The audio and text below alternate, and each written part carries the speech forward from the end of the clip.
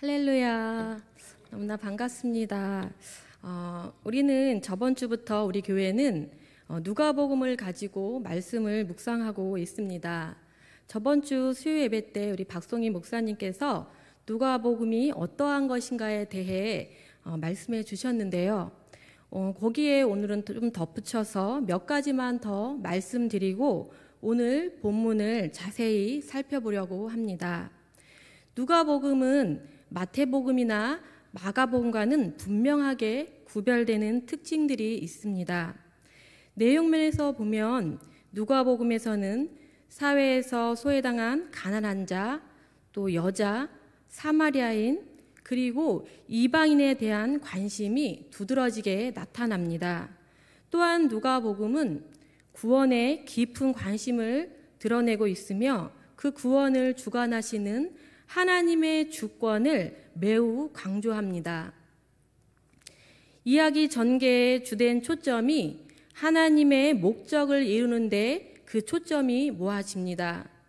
하나님의 구원 계획을 이루시는 분이 바로 예수님이라는 사실과 예수님의 구원 활동 배후에는 성령 하나님께서 함께 계신다는 사실도 명백하게 보여줍니다.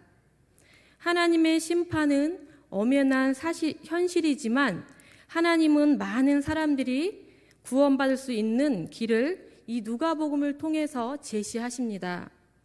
하나님께서 모든 인간에게 열려진 구원의 주체이심을 밝히고 있는 것이죠. 이러한 하나님의 구원은 오래전부터 약속된 것이고 하나님께서 그 구원 계획을 하셨음을 보여주는 것입니다.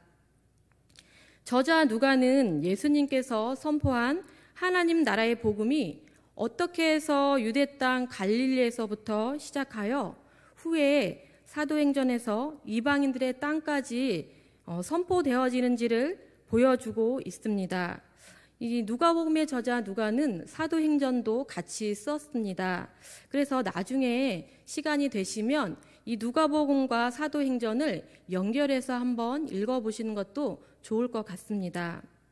하나님의 구원 계획이 예수님의 죽음과 부활 그리고 예수님의 승천 이후 성령의 능력 가운데 예수님의 제자들을 통해서 계속적으로 확장되어지는 것을 보여줍니다. 따라서 누가가 쓴 이 누가복음과 사도행전은 신학적으로는 하나님의 구원 계시를 드러내고 복음적으로는 예수 그리스도에 대한 증언으로 볼 수가 있습니다. 또 목회적으로는 예수를 구주로 고백하는 백성들을 보호하기 위한 목적으로 쓰여진 것입니다. 누가복음의 가난한 자, 또 잃어버린 자는 유대인 안에 소외받은 자들을 넘어서서 이방인들의 구원까지 다 포함하고 있는 것입니다. 이런 점에서 마태복음이 유대인의 복음서라고 보면은요, 이 누가복음은 이방인들의 복음서라고 볼 수가 있습니다. 이러한 것들을 염두에 두시면서 이 누가복음을 묵상하시면 좋을 것 같습니다. 오늘 말씀은 이번 주 금요일 말씀 묵상에 해당되는 본문입니다. 본문을 중심으로 말씀 중심으로 자세히 살펴보겠습니다. 오늘 본문 22장과 다음 장인 23장은 19장 28절로부터 시작된 예수님의 공생의 가운데 마지막 일주일인 고난 주간에 해당되는 것입니다. 예수님께서 십자가 순환을 당하시고 또 죽으시는 사건을 중심으로 쓰여지고 있습니다. 예수님의 순환 사건을 다루고 있는 이 22장과 23장은요, 누가복음에서 가장 긴 장인데요. 이 두 장을 합치면 127절에 해당됩니다. 굉장히 길죠. 이러한 예수님의 순환 부분을 길게 보도한 것은 예수님의 공생의 가운데 가장 절정에 이르는 사건이기 때문에 그렇습니다. 예수님께서는 오늘 본문에서 제자들과 마지막 시간을 보내기 위해서 유월절을 준비하는 과정을 보여줍니다. 우리 22장 1절을 한번 같이 읽어보겠습니다. 시작. 유월절이라 하는 무교절이 다가오매. 아멘. 이 말씀은 표현을 이렇게 지적하면요, 유월절이라 불리는 무교절이라고 볼 수가 있습니다. 이 유월절과 무교절은 유대인들이 가장 중요하게 여기는 절기 중에 하나입니다. 출애굽 사건을 기념하는 절기로서 1년 된 흠없는 양을 잡아서 그 고기를 구워서 무교병과 쓴 나물을 함께 먹는 날입니다. 이스라엘 백성들은 출애굽 상황을 재현함으로써 하나님의 구원에 감사하고 또 그것을 기억하는 날로 이 절기를 지냈습니다. 이것이 유월절 의식이고요. 무교절은 그 다음 날부터 일주일 동안에 무교병을 먹으면서 출애굽 당시에 발효하지 않은 그 빵을 먹은 사건을 기념하는 것으로서 이 무교절은 7일 동안 계속됩니다. 따라서 본문에서 유월절이라고 하는 무교절이라고 기록한 것은 유대인들이 이 유월절과 무교절의 연속성으로 인해서 이 두 절기를 한 절기로 생각했기 때문에 그렇습니다. 오늘 본문에서 대제사장들과 서기관들은 이제 점점 초조해지고 있습니다. 왜냐하면요, 점점 많은 사람들이 예수님을 따랐고 또 예수님을 함부로 할 수가 없는 그런 시기가 되었기 때문에 그렇습니다. 빨리 처리하지 않으면 점점 더 힘들어질 것이라고 그들은 생각했기 때문입니다. 특별히 유월절 절기가 시작되면 많은 사람들이 예루살렘으로 몰려올 것이고, 그렇게 되면 예수님을 지지하던 사람들과 합세하여서 폭동을 일으킬 것을 두려워했기 때문에 그렇습니다. 그래서 유월절이 다가오기 전에 예수님을 어떻게 해서든지 죽이려고 했던 것입니다. 이러한 상황 가운데 가룟 유다가 대제사장들과 또 성전 경비대장과 결탁하게 된 것입니다. 우리 3절을 같이 한번 읽어보겠습니다. 시작. 12 중에 하나인 가룟이라 부르는 유다에게 사탄이 들어가니. 아멘. 이 말씀에서 누가복음은 마태복음이나 마가복음과는 조금 다르게 기록합니다. 마태복음과 마가복음에서는 예수님을 배반하게 된 결정적인 계기가 돈을 좋아하는 유다의 성향을 표현하기 위해서 향유를 부은 여인의 사건을 기록합니다. 유다 배반 사건 앞에 이 마태복음, 마가복음은 이 향유 부은 여인에 대해서 기록합니다. 그러나 오늘 읽은 우리 누가복음에서는 이 향유를 부은 여인의 기록이 생략되고 가룟 유다에게 사단이 들어간 사건만을 기록함으로써 예수님을 판 이유가 사단의 계획임을 이야기합니다. 사단의 영향력이 얼마나 큰가를 보여주는 사건입니다. 유다는 본래 돈을 좋아하던 사람이었습니다.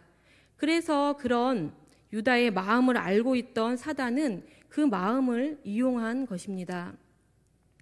우리 요한복음 12장 5절하고 6절 말씀도 한번 같이 읽어보겠습니다.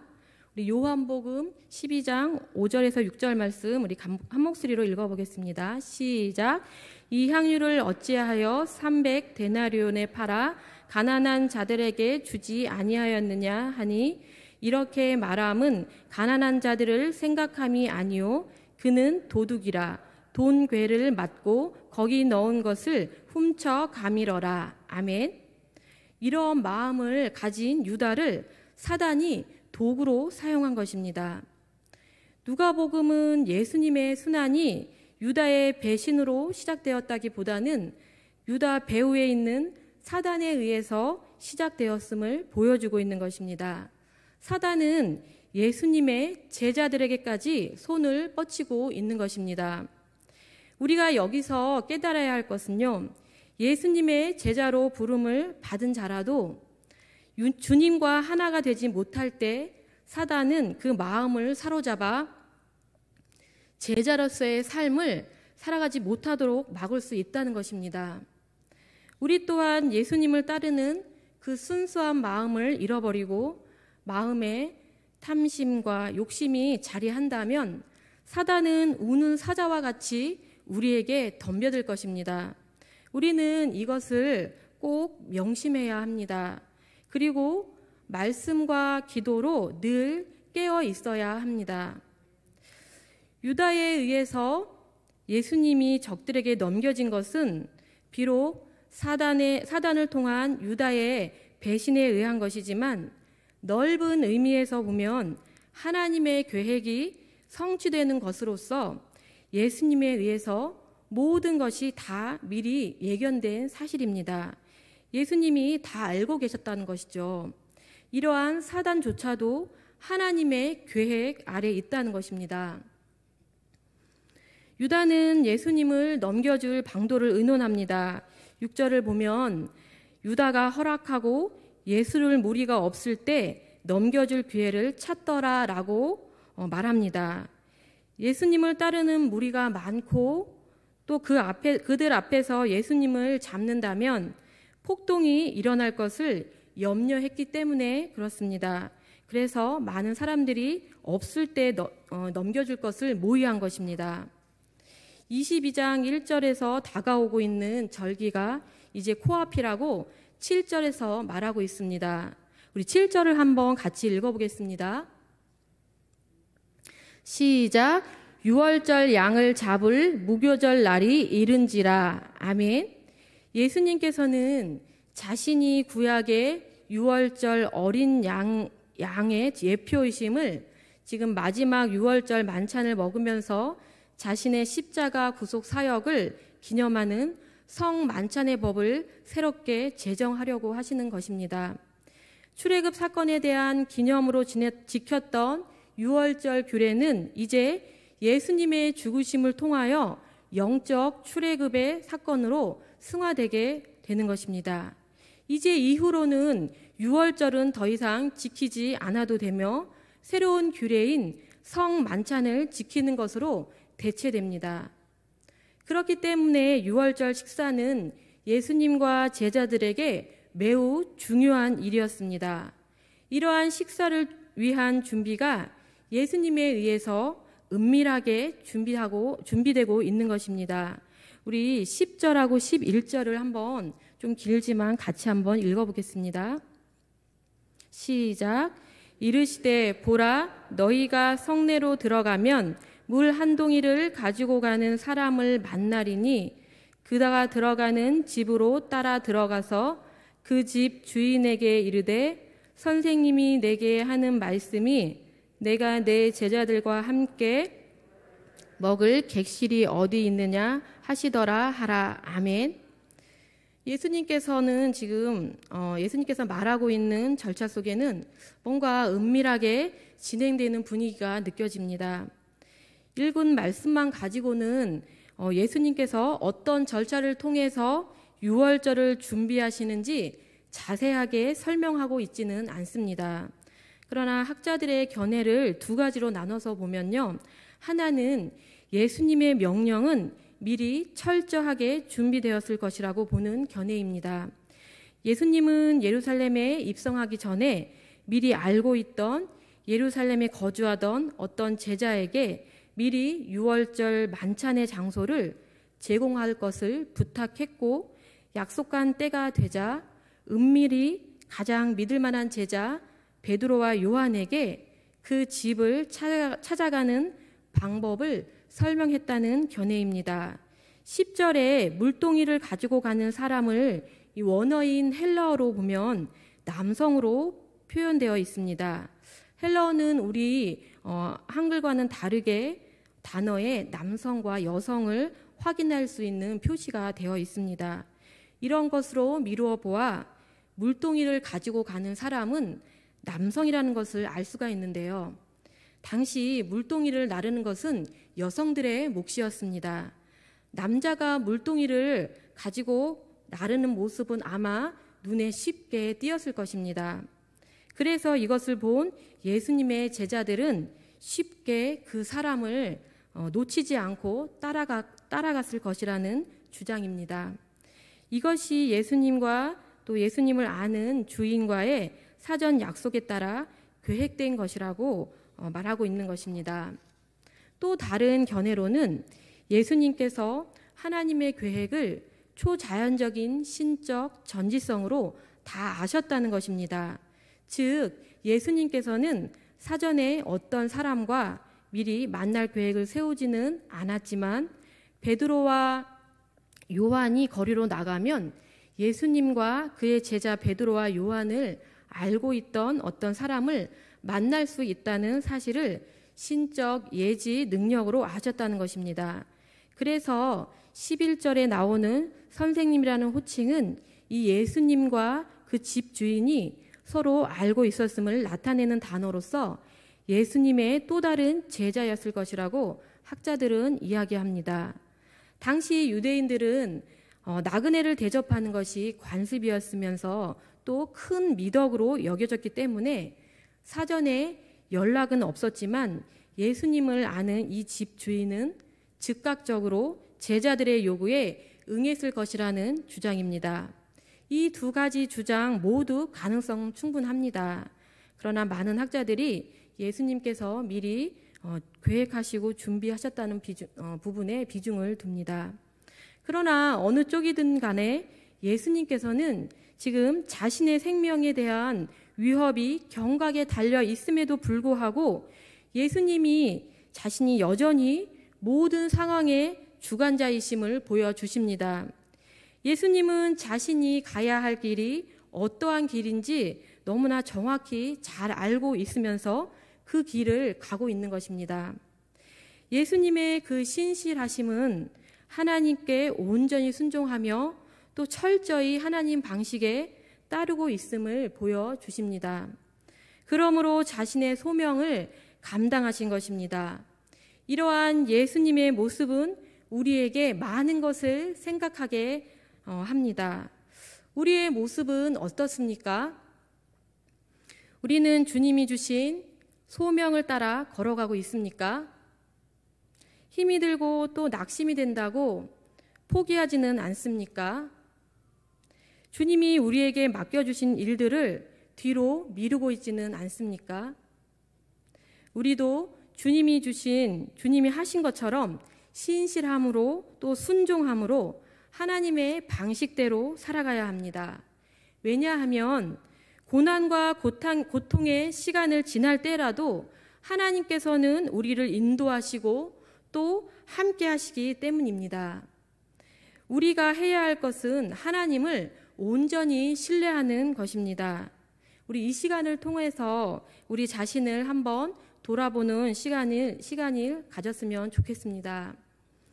다시 본문으로 돌아가서요. 조금 전에 읽었던 11절에 객실로 번역된 헬라어는요. 이 숙박을 위한 방이 아닙니다. 숙박을 위한 방이 아니라 큰 주택의 객실을 말합니다. 식사를 할 수 있는 넓은 장소를 가리키는 것입니다. 당시 팔레스틴 지역의 전형적인 건축 구조물을 보면은 일반적으로 모든 집에 그 지붕에는 다락방을 가지고 있습니다. 특히 오늘 본문에 나오는 방은 매우 넓은 방으로서 방석이나 그 양탄자 같은 것이 깔려 있었던 것으로 추정됩니다. 그래서 11절에 큰 다락방을 보여줄 것이고 그곳에서 유월절을 준비하라라고 말씀하신 것입니다. 문맥상으로 보면 자리만 준비되었지 음식은 준비되어 있지 않은 것으로 보여집니다. 당시 예루살렘에서는 유월절을 맞아 많은 가정에서 이렇게 장소를 준비해 두는 것이 일반적인 것으로 많이들 행했던 일들이었습니다. 이런 정황들을 바탕으로 볼 때 예수님과 제자들도 장소만 제공받은 것으로 보여집니다. 이제 유월절을 맞을 준비가 다 되어가고 있습니다. 예수님의 제자들은 예수님께서 하신 말씀대로 다 행하고 이제 준비가 거의 끝났습니다. 우리 13절을 한번 같이 읽어보겠습니다. 13절을 같이 한번 읽어보겠습니다. 시작. 그들이 나가 그 하신 말씀대로 만나 유월절을 준비하니라. 아멘.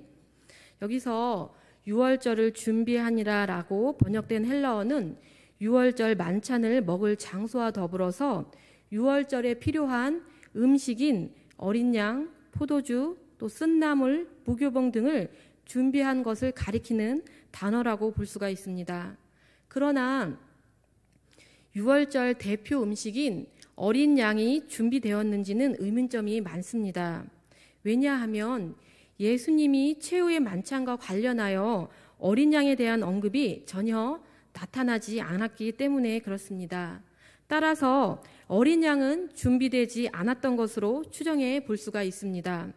예수님께서는 유월절 만찬의 의미가 성만찬의 의미로 전환되는 것과 마찬가지로 어린 양이 포도주와 떡으로 대체되기를 원하신 것입니다. 예수님께서는 자신이 유월절의 어린 양으로서 십자가에서 대속해 죽으심으로 자신의 죽음에 대해 신학적 의미를 부여하시면서 자신의 피와 살을 상징하는 포도주와 떡으로 어린 양을 대체하는 기념 식사를 하신 것입니다. 오늘 본문에서 유월절을 준비하게 하신 예수님의 명령에 예수님의 제자들은 순종합니다. 저녁을 준비하는 일들이 어떻게 보면 보잘것없는 일로 여겨질 수 있지만 제자들은 사소한 것 하나까지 다 말씀에 순종합니다. 이런 그들의 모습을 통해 주님을 향한 그들의 충성된 마음을 엿볼 수가 있습니다. 사소하고 작은 일에 최선을 다하고 또 그 일을 소중하게 여기는 사람들에게 하나님께서는 또 다른 일도 맡기십니다. 예수님의 십자가 사역을 위해 자신의 집을 내어주고 유월절을 준비할 수 있도록 도와주었던 이름 없는 예수님의 제자를 보면서 성경에는 나와 있지는 않지만 이름도 없이 또 빛도 없이 예수님을 위해 헌신하고 또 자신을 내어준 많은 사람들이 있었다는 것을 우리는 알 수가 있습니다.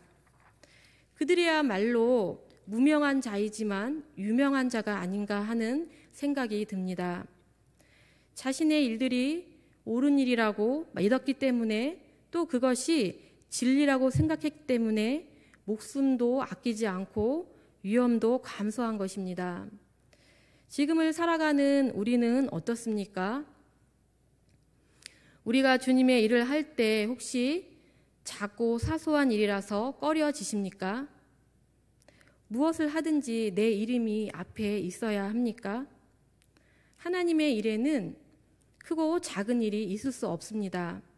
모든 것이 다 주님의 일이기 때문에 그렇습니다. 우리의 몸에 솜털 하나하나의 역할이 있듯이 아주 작은 일이라도 하나님께서 보고 계시고 하나님께서 인정해 주십니다. 그것이면 되지 않을까요? 하나님만 알아주시면 되지 않을까요? 사람이 보고 있는 것이 아니라 하나님께서 보고 계시다는 것을 잊지 마시기를 부탁드립니다. 마무리해 보겠습니다. 오늘 본문에서 제자들은 정반대의 모습을 보여줍니다. 유다는 예수님을 팔 생각을 하고 있고 다른 제자들은 예수님의 명령대로 유월절을 준비합니다. 동거동락하고 있는 제자들이지만 그들의 생각은 서로 다른 생각을 하고 있었던 것입니다. 우리의 마음이 어디를 향하고 있는지가 너무나 중요합니다. 욕심과 탐욕에 마음을 빼앗기게 놔둔다면 그 인생은 정말 비참해질 것입니다. 그러나 반대로 마음을 주님께로 향하고 있으면 하나님께서 그 인생을 책임져 주십니다. 우리의 마음이 어디를 향하고 있는지 점검해 보아야 합니다. 또 우리는 우리의 마음을 온전히 하나님께로 향하게 해달라고 날마다 기도해야 할 것입니다. 마음을 지키기 위해 우리는 말씀으로 무장하고 또 기도로 깨어 있어야 합니다. 이렇게 말씀과 기도로 깨어 사시는 저와 우리 성도 여러분들이 다 되시기를 소망합니다. 기도하겠습니다. 사랑의 하나님, 감사합니다. 우리가 날마다 주님만 바라보며 살게 하시고 말씀과 기도로 늘 깨어서 우리의 마음을 지킬 수 있도록 주님 도와주시옵소서. 예수님의 이름으로 기도드렸습니다. 아멘.